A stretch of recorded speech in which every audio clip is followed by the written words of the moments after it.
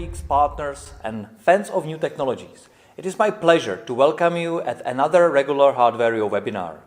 Today, we will share with you another case study from the UK, and we will show you an example of how we can transform today into digital tomorrow, but not alone, with our beloved partner. So, let us introduce ourselves. I'm Thomas, co-founder and CFO of HARDWARIO, and I'm also responsible for international sales. And here stands with me Pavel, co-founder, my friend, and CTO of HARDWARIO, so the guy who is actually responsible for all the architecture and hardware and software development. Hello, Pavel. Hello, Tomáš, and welcome everyone. Thank you for joining us, and we truly appreciate you have joined this webinar right before Christmas when everybody is so busy with other things. Today we will dive into a particular project we have been working on for quite some time together with our partner David Bodenstein and his company RGS Care Solutions, or RGS in short. Later on, David will introduce himself, but very briefly.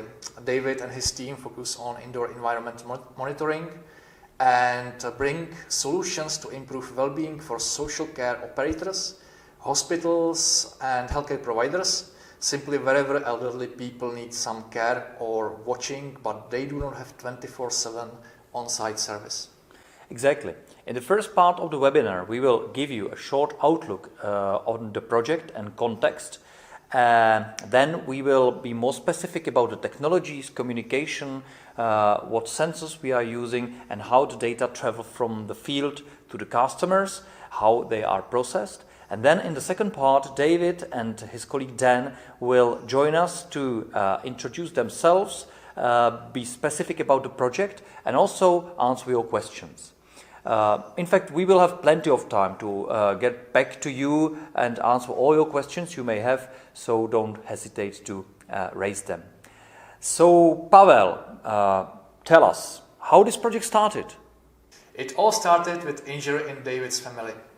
Actually, the injured person had been disabled for some time and nobody was aware of it. At that time, David realized a huge potential of the IoT world to help in such situations, and his goal was to bring a solution in the market that will help people to be notified about such situations and to help them to take appropriate actions. Exactly. As Pavel mentioned, David and his team, they realized the power of the data, how big it is when it is provided from the field to the caretaker or to the family members. But let's have them introduce themselves. RGS Care is a bespoke remote monitoring solution designed specifically to assist care professionals. It provides unparalleled insight into the health and well-being of residents, enabling person-centric care. Our solution consists of 3 key components: wireless multisensor devices, dashboards that allow you to analyze and share the data that you collect, plus tailored reports and alerts that provide you with key information at a glance, enabling you to react immediately if anything out of the ordinary occurs. Installing our device is as simple as placing it onto a flat surface, ensuring that it's facing towards the center of the room, and you're all set. No cables and no mess. With RGS Care, you will gain insights into sleep patterns and activity levels, nutritional habits, thermal comfort, effects of medication, air quality and environmental analysis, success of care interventions. RGS Care, enabling professional care through technology. At the very first moment, RGS had very specific requirements on the hardware. David and his team, experienced developers, wanted to solve this problem on their own. But very soon they realized that they need to focus on what is their mission, on what is the most important, so the data and their interpretation and helping the people, and leave the worries about the hardware to other partners.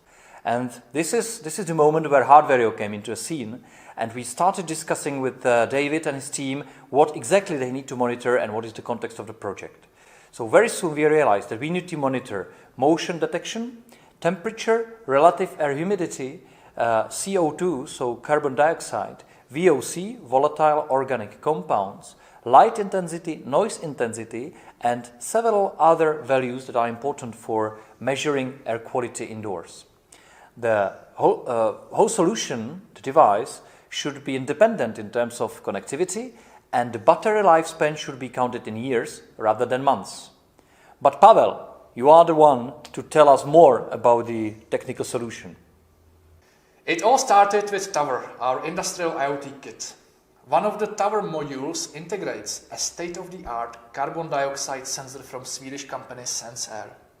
This sensor is unique in a way it can precisely measure CO2 levels while being able to reliably operate from batteries for years. The customers have proved increased interest for indoor air quality monitoring solutions, and the need for a more integrated and robust form factor was inevitable. And here, the Cooper was born, a tightly integrated multisensor featuring all of those sensors Tomáš named a while ago. Coupled with other environmental sensors from recognized manufacturers like Sensirion, we have created a unique sensor platform with flexible connectivity options. Moreover, our customers can choose not only the sensor configuration, but they can also customize the housing's colors, put their logos on it, and so on. So this is Cooper, as Pavel mentioned, a versatile platform for indoor monitoring. You can choose what sensors you need on it, and you can then optimize the price of the whole sensor and solution. It's ready for various communication technologies. It can communicate on short distance via its own radio, or you can use LoRa or Sigfox. It is operated from standard alkaline batteries that can be very easily replaced from the backside of the device. And we are now working on second generation of the sensor that will be equipped with even more and better sensors, and also the third LPWAN communication technology, narrowband IoT. So, the very first connectivity options we have integrated into Cooper was actually that mentioned short distance radio. I'm not sure whether it should be actually referred to as short distance because, yes, it cannot communicate on kilometers, but definitely in line of sight it can achieve hundreds of meters. We are using sub-gigahertz ISM radio, specifically utilizing the frequency of 868 megahertz. And we came with this option as the first one because we had one fairly big customer in Slovakia, in Bratislava. Their name is HARDWARIO. And this company has purchased hundreds of such units and installed them in their offices. And they use the feeds from the devices and send them to their Azure cloud. But they wanted to have some edge processing, and because they were building the network of sensors, they needed infrastructure. So we have helped them to actually build a local radio network. This radio network has been very optimized on operation from batteries. And next to it, we have also developed this infrastructure of gateways, the embedded Linux machines equipped with a radio dongle, we call it Cooper dongle, plugged into a USB port, and there is a whole infrastructure of tools and services operating on top of this hardware and able to stream the data to their Azure hub. Yes, this works if you are owner of the building and you have your infrastructure under your control. But very soon we realized that for some group of customers and especially partners, we may use independent devices that are communicating directly to the internet, and all the logic is happening in the cloud. For that, we used so-called LPWAN networks, low power wide area networks. We know three of them are mostly used here in Europe and worldwide, called Sigfox, LoRaWAN and narrowband IoT. We in HARDWARIO work with all three of them, but here in this specific case, back to RGS Care, we work on Sigfox network. And the Sigfox network for this very solution is very well used because it's worldwide with no roaming, and the RGS, who has offices in Czech Republic, but the most customers in the UK, can test it here and with no reconnectivity issues, ship it to the UK, and they are operating from them. And if you imagine that being a data provider, not having any ownership or any control on the infrastructure in the very locations where the devices are, it's very important to have independent connectivity, and that's exactly what Cooper provides. Yes, exactly.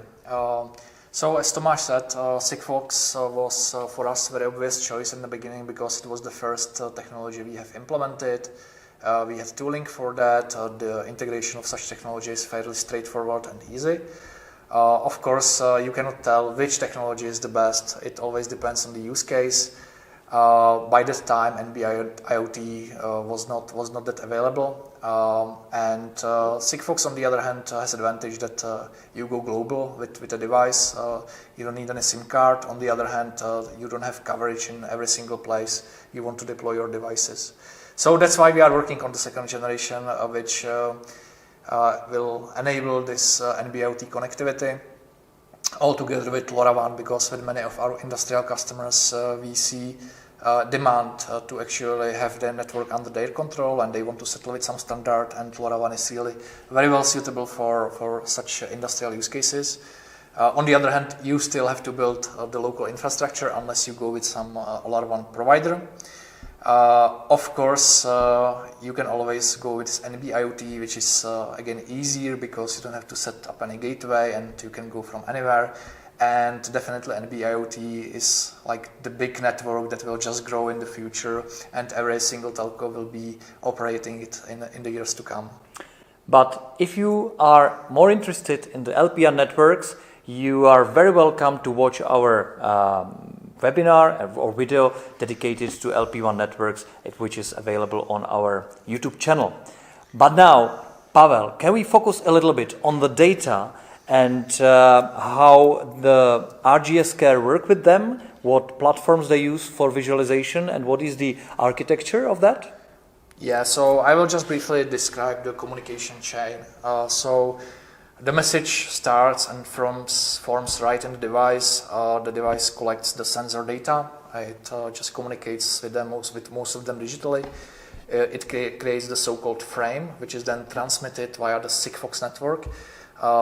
Typically, some Sigfox cell receives the packet and sends it to Sigfox backend, which is like very nice tool for integrators. You can see the live messages and you can set up the callbacks, which is what we have done, and we have set up a callback to HARDWARIO Cloud, which is our own service, which allows integration and data logging and REST API services on top of your data. And again, there is a specific video available on our YouTube channel dedicated to HARDWARIO Cloud, so you're welcome to watch it. Actually, HARDWARIO Cloud is nice in a way that customers don't worry about the channel the data came from.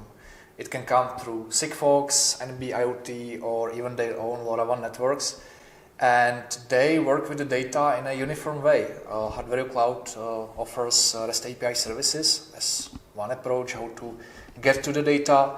However, the vast majority of customers used what we call callbacks. So they configure their REST API endpoints where they want to receive the data as soon as they come from the devices. Another nice fact is that we don't put any time restriction on how long do we keep the data, so they can actually use it for analyzing the communication logs from the devices. And moreover, they can turn on the device reports, so they will be notified each day or whichever day they select about the device activity or inactivity. And we have nice heat maps, so they see visually what's the communication rate of the devices, etc. So in this HARDWARIO Cloud, we have configured callback from Cooper devices to Ubidots. And Ubidots is like the third key component in this communication chain. It's an IoT application platform. Hopefully I got it right. It's a American startup, and Ubidots allows customers to visualize data in a really easy way. and they can also set up their notifications, actions. They can create dashboards and share them with customers and so on. And this is where RGS has implemented their business logic, and they do things like analyze when the motion is not coming from the sensor for some set period of time, and they can take appropriate action, send notification based on this event. So these are the three key components. It's the Sigfox backend, HARDWARIO cloud as the uniform accessor to the data, and Ubidots platform is the visual tool and tool for processing the business logic. Yes, in our solutions and use cases, we don't use only Ubidots. We have another platform called Grafana, where you can see graphs, maps, and so. We have also partner using their own map tool to visualize data in a geographical maps, like in Google Maps you may know. This is called Mapotic. And there are several, I would say unlimited ways how to visualize the data because thanks to HARDWARIO cloud architecture, you can get the data and integrate them with many platforms. Exactly. In HARDWARIO, generally we don't develop such applications or such platforms. We integrate them because our goal is to get to customers hardware which delivers the data and delivers them well and reliably, and the visualization part is typically the customer's choice.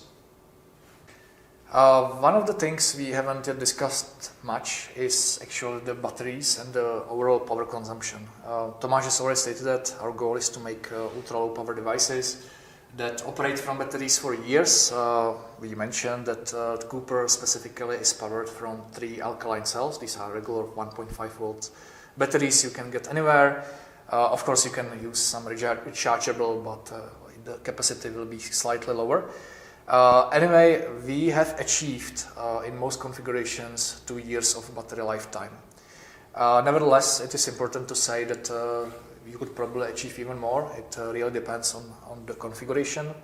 One of the features of Cooper is configurability through the USB interface. There is a USB port just next to this factory reset hidden button, and this USB port allows parameterization of the device through simple serial port and AT commands that we have described in our documentation. And you can first configure basic things like what's the transmission interval, and you can also get some statistics and state data about the sensor. But we have also implemented something we call timetables. Basically, you can just configure the real time, the actual date and time, and Cooper will keep track of it. And there is like this timetable that allows different settings for different times. So, for example, especially if you use the device in this healthcare scenario, you may want to configure different report intervals at night because you don't expect much of the patient's activity, and you can conserve some power thanks to this. And you want more frequent updates at some specific time intervals. So this is like nice thing, and again we are listening to customers. We have implemented this feature because customers demanded these timetables, and it is possible to always add a new feature and upgrade it via the same USB connector. Which is very important for the partners, which was very important and still is for RGS Care. You as a partner have a power to change the behavior of the sensor so that it fits to the actual use case, the scenario. But back to other benefits of the device. Pavel mentioned batteries, and for the especially elderly people, they don't want to know about the device because they don't want to be aware of the monitoring. They want to put it somewhere and forget it and just get data. And this is exactly why we need to focus on devices that are independent, devices that are independently connected and powered. And this is exactly what Cooper offers. So back to RGS Care project, which very soon will be more described by our partners, David and Dan. They are getting data from the indoor healthcare rooms and buildings, and they can get so many messages, hundreds of thousands of messages per one specific interval, so that they can seek correlations, frameworks, and out of that they can really do actions, or at least say when some suspicious happened, when care is needed, and how the elderly people live, what are the conditions in their flats and the specific rooms, and if there is anything we can do to make it better. And now, Pavel, can you tell us about a future generation and future development of our Cooper device? Sure, we never stop innovation. So in the second generation, we actually plan a major change of the microcontroller platform. We were switching to Nordic Semiconductor, and Nordic is very well known for very good quality Bluetooth stack. So as we are talking about the possibility to configure or upgrade firmware via USB cable, in the very near future this will be possible through your smartphone via Bluetooth Low Energy. So that's one major change, and as it was already stated in the previous talk, we are introducing the extended LPWAN connectivity options, which includes LoRaWAN and NB IoT. So these are the most important changes. Yeah, and this is very important for our partners, because due to these features they can work with the devices, they can parameterize them, and they can change the behavior according to their specific needs and the variety of IoT applications they may have. And this is also a very important message for us, because this is all about one specific project done by our partner. We in HARDWARIO value very much the partnership network. We are building it, and you all are welcome to join it, to join the family if you have a project where you could use our hardware. We want our partners to focus on their customers, on the solution, on the data, on their analysis, and we want to deliver them the hardware that they don't have to worry about its reliability, the manufacturing, cloud, and all the infrastructural things. So today we mentioned one specific project, one specific partner, and we introduced it, how they are helping in healthcare in UK. We also mentioned the technological stacks and advantages and possibilities what you can do with our devices. We mentioned cloud integrations and visualizations, and we mentioned also future development of the devices and the partnership network. And now I'm glad that I can invite other speakers, David and Dan from Redgear Solutions from RGS Care project, and we will be ready all to answer your questions during the coming Q&A session.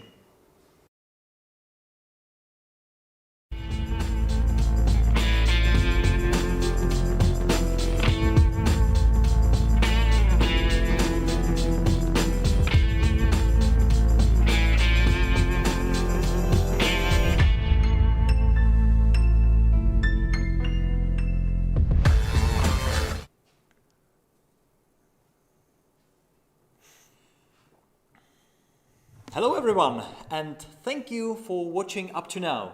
Welcome to the Q&A session. As we promised, we are here again, Thomas, Pavel, and we have here our beloved guests, David Bodenstein, who is the founder of Redgear Solutions, and Dan Stepney, the leader of a project RGS Care we spoke about a few minutes ago.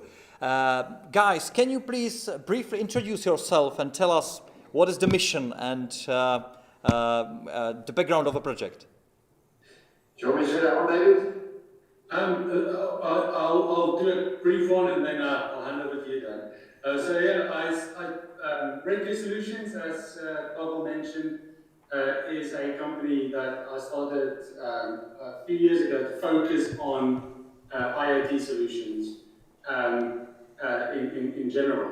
RGS Care has kind of became its own living company focus specifically on using IoT sensors and ambient sensors in doing behavioral analytics. So a lot of what we've discussed or what's been seen in the webinar today. So I'll hand over to Dan to give a bit more insights on how we do that. Yeah, cool, thanks David. Hello everybody. So how it works on the ground is we work with a whole number of care providers, from retirement villages to care homes, nursing homes and local authority partners. And we really look to map the exact conditions that people in care are living in, and then optimize those conditions based on the specific requirements or issues that those people have.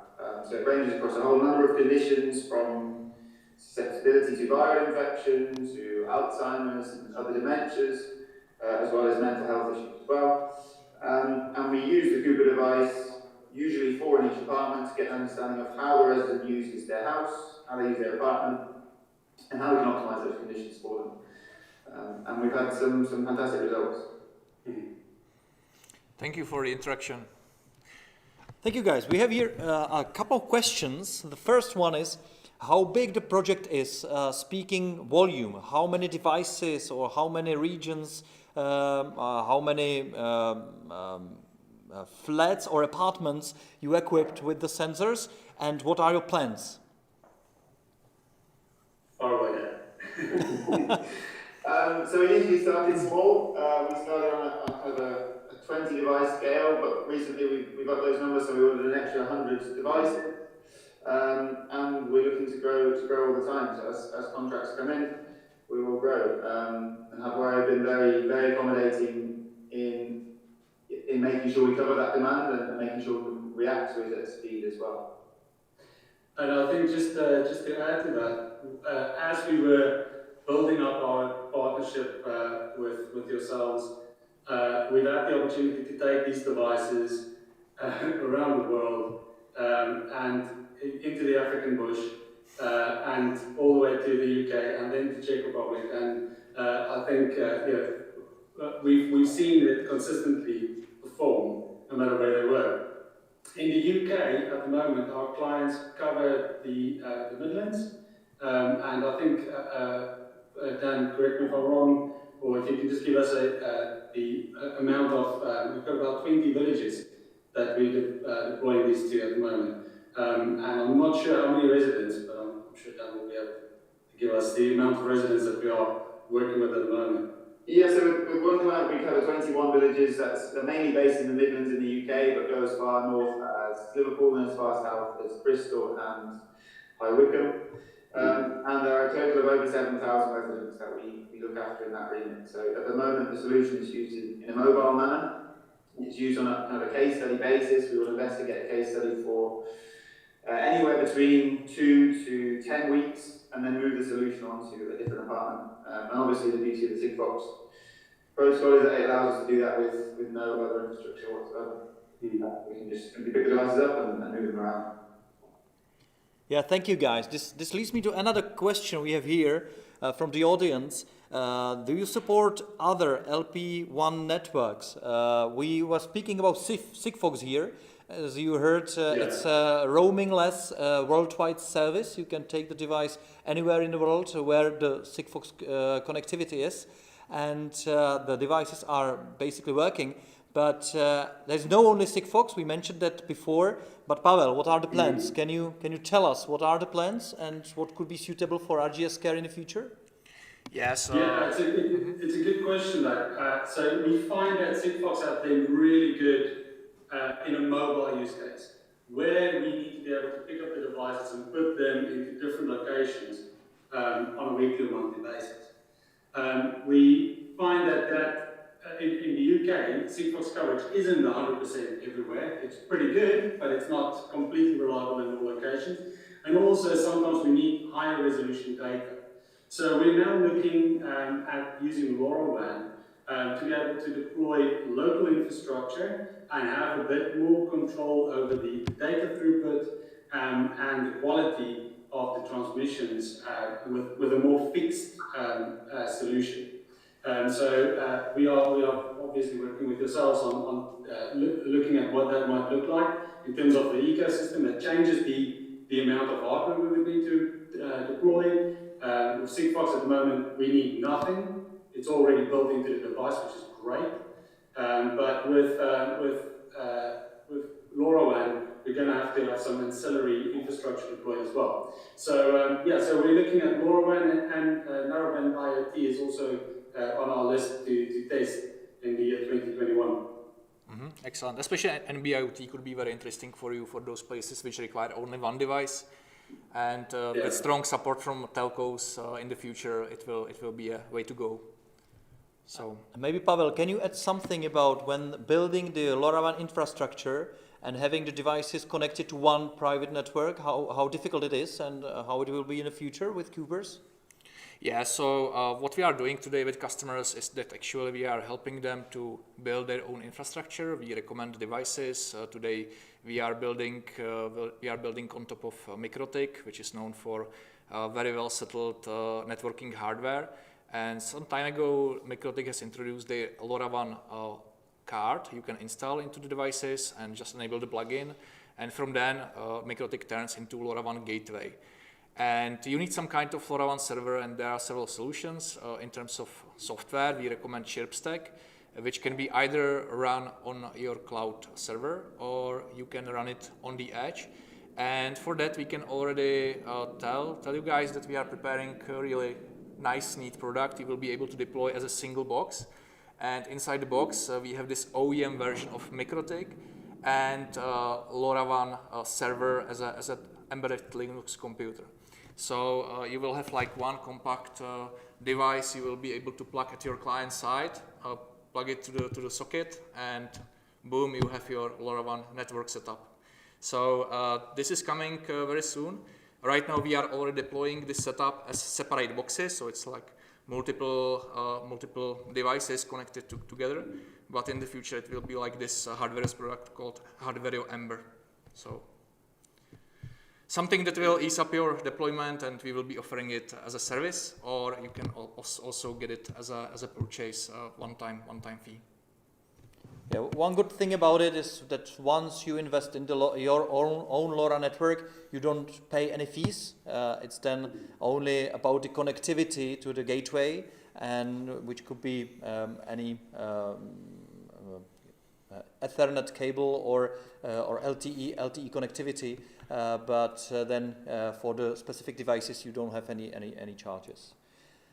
On top of that, it also provides some kind of blackout coverage. In terms there is a short blackout in electricity. There is integrated backup battery, so short peaks will be covered from this integrated lead acid accumulator. Yeah, another question, guys. This is specifically for you. How the pandemic, the COVID situation affected your project, if at all?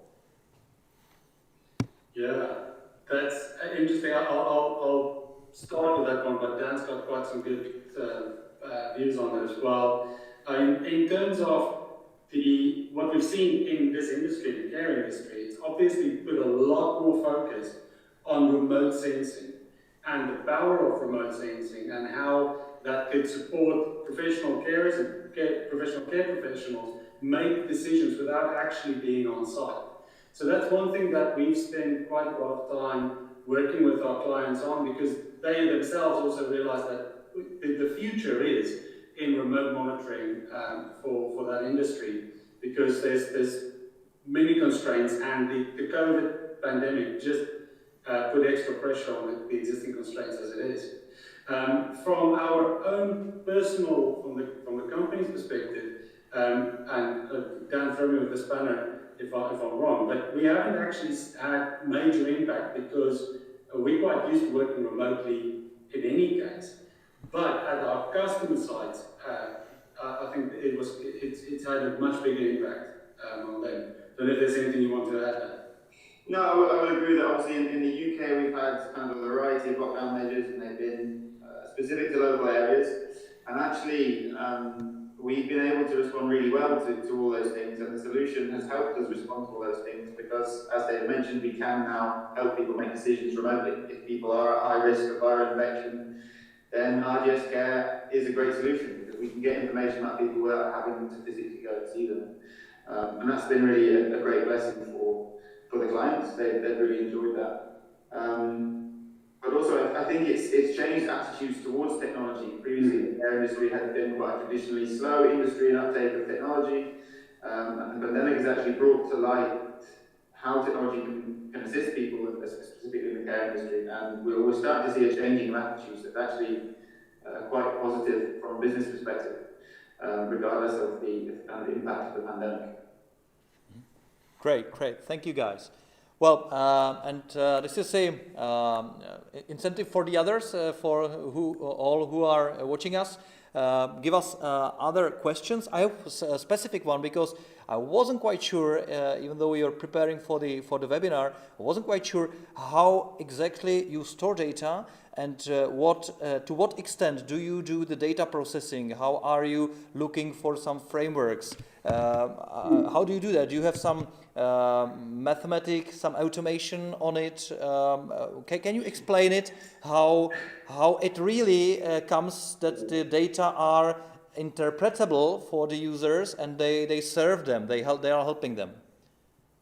Yeah, so I think there's two sides to this. I'll let Dan give you an insight as to how we use the data on a day-to-day basis.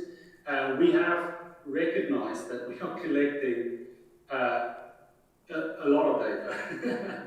It is very valuable. It's not just valuable for us and for our clients, but for the care industry potentially as well. So are we doing any mathematics on it? Not yet.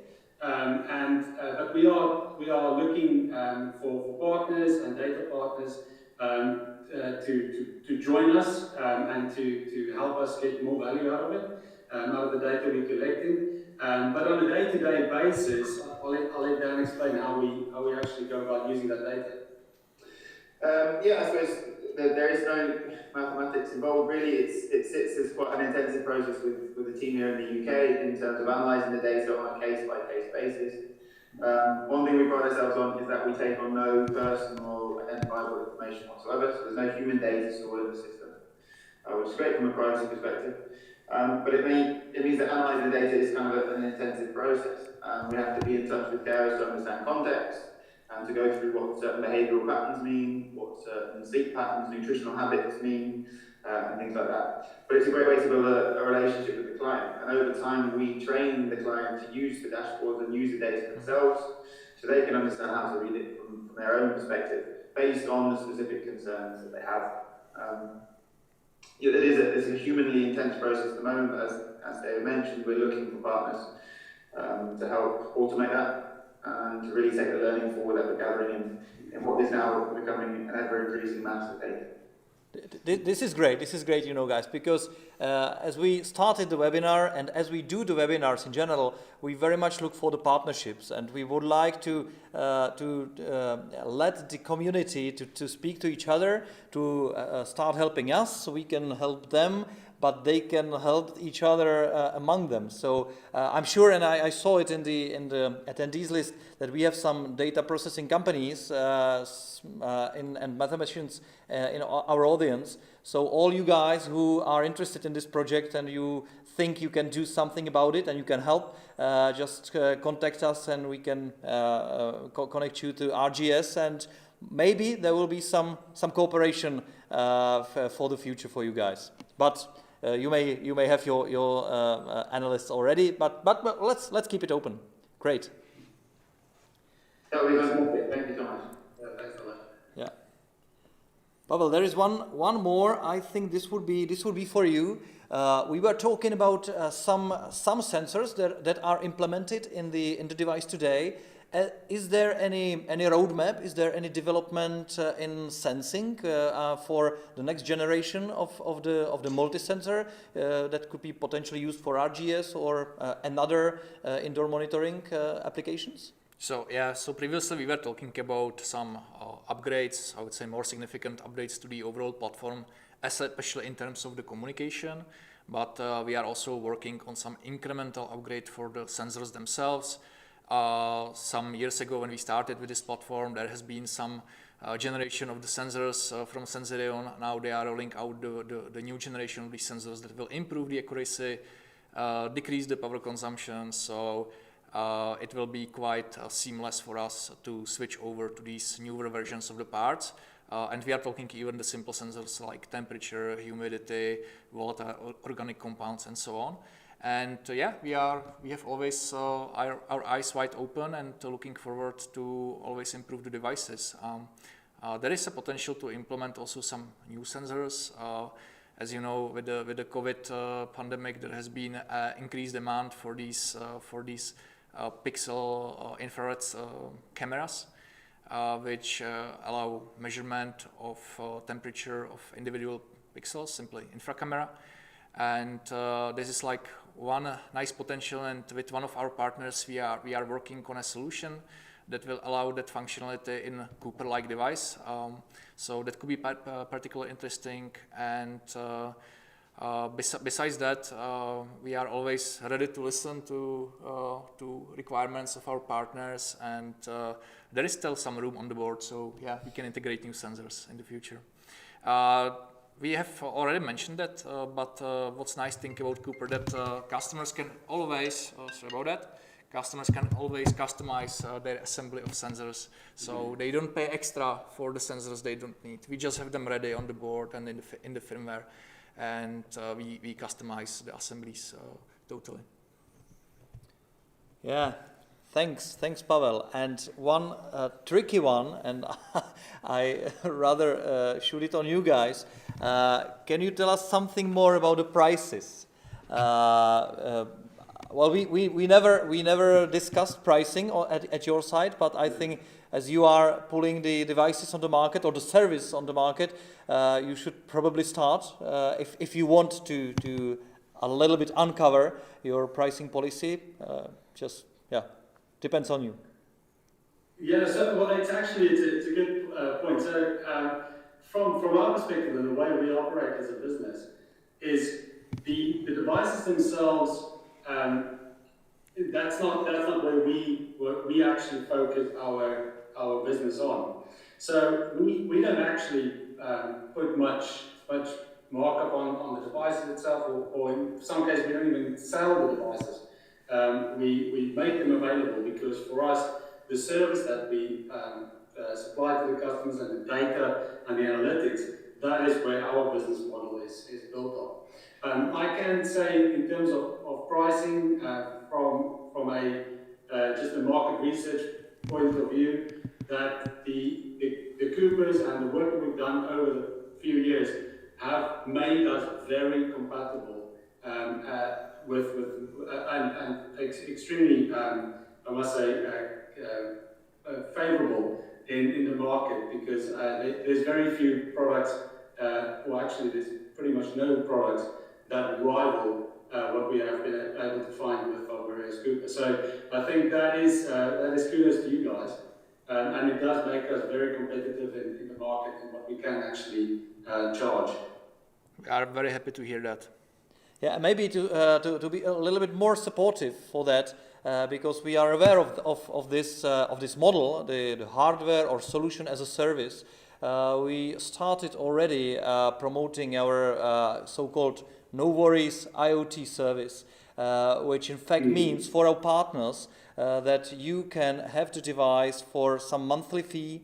You don't bother about the batteries and replacement of batteries, connectivity, cloud infrastructure, Ubidots or other visualization things. We just rent you the hardware with the connectivity and the backend infrastructure, and you can have the data and you pay just a fee per one device, one monitoring spot. We are willing to apply that for all our partners. Obviously, as you saw during the presentation, there are some customization, some specialties that we cannot just simply rent out, but the customer or the partner just pay for the customization, and then the physical hardware and the production is just a rental. So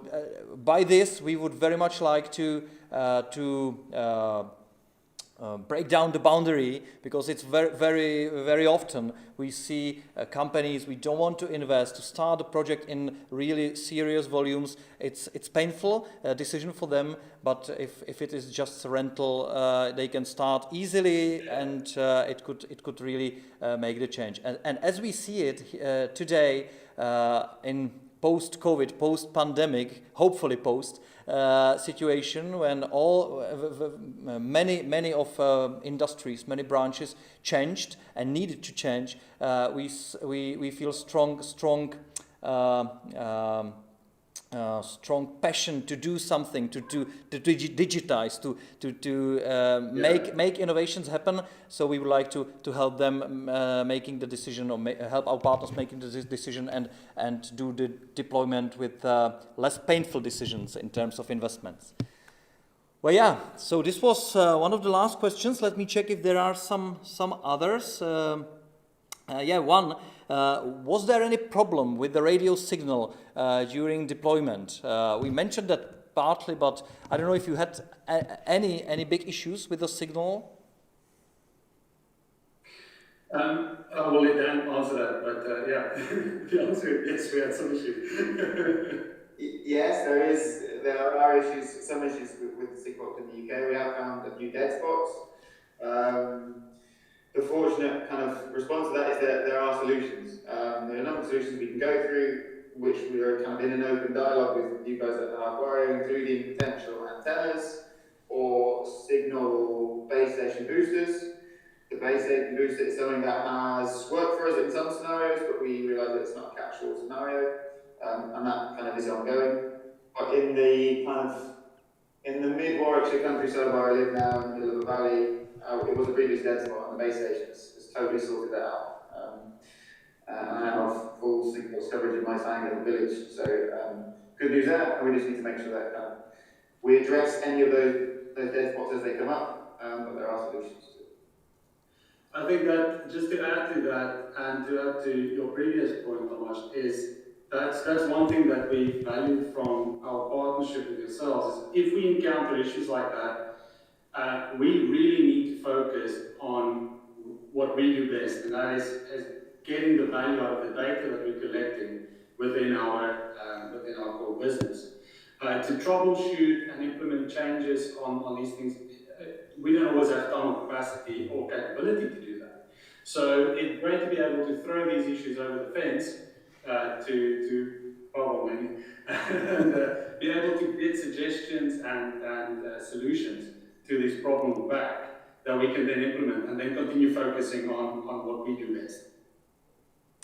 Yeah, thanks for that. I know that there were some issues, but hopefully the support worked, and we're still learning and still trying to improve our support and improve the devices. So thank you guys. Thank you a lot. I'm just quickly checking if there is any other questions. Please, if you have some, give us. I will now briefly summarize, but during this, don't hesitate to raise any other questions. We will answer them, or we will answer them later directly if there are some.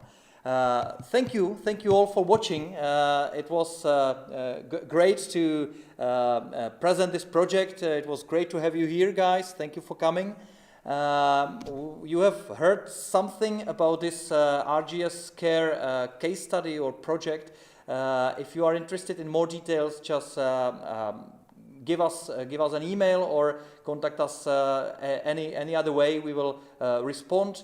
You can watch all our webinars in our HARDWARIO channel, or if you are interested on becoming a partner, just go to our website and you can join the family right away, and we very much believe that it will be win-win for everybody. So thank you very much for joining us. No other questions. So Pavel, I think we are done. Thank you, David and Dan, for joining. We really appreciate that you are working with us, and especially the passion you are sharing around healthcare. I'm sure this will help a lot of people. So this is really neat project, and good luck to in the future, and looking forward to many more other projects together. And one last thing, speaking the healthcare, stay all healthy, have a great Christmas, Happy New Year, and we very much believe that the next year will be blockbuster for IoT. We will do much more projects and we really look forward to it. So thank you very much, Merry Christmas, Happy New Year, and this is it. Merry Christmas Thank you and all. Thank you, guys. bye-bye. stay tuned. Cheers. Thanks for having us.